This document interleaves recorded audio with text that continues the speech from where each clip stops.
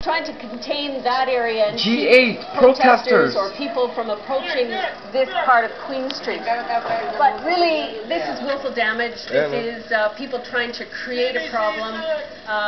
We're getting a lot of people opposing us here, and this is really what everybody in Toronto did not want to happen.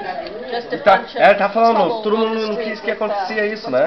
Mas está acontecendo. And from the look of things, well, two things. One, we hear these what sound like explosions, at least from here. I assume some of that G8 protesters gas in in the car or Toronto, something like that. June 26th. I don't see any police G20. officers around. You saying they're some distance away from there? Yeah, they were preventing people from coming into this area about a block on this side of us. They left that area, and then the crowd moved forward.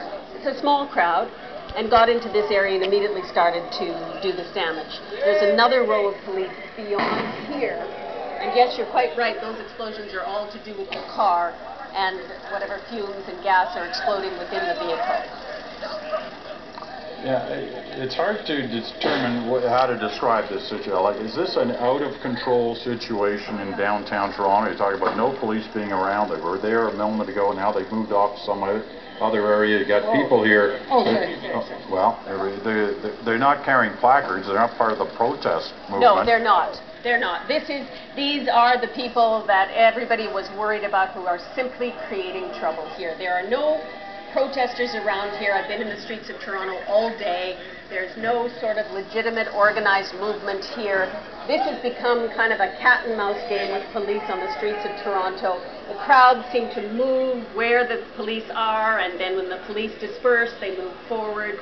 And that's what's happening here. I can't explain really why the police aren't trying to cordon off this area for people's safety, if anything, the people around me here who are not involved, but they seem to be staying a little further down the street towards Spadina. So out of control, they seem to have let this happen. As I say, the police line dispersed east of here, and people walked right through here. I'm starting to see the same people at each of these skirmishes, Peter. The man who just walked by me, I was seeing earlier in the day, antagonizing the police line south of here.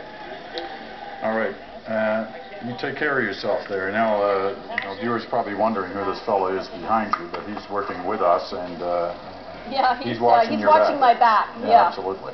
All right, Susan, we'll get back to you depending on what you witnessed there and what you want us to know. Susan Ormiston, working in the southern end of this sector we've been watching in downtown. It's live, Toronto bro. right now. I'm here in Toronto. Car on fire, and those explosions.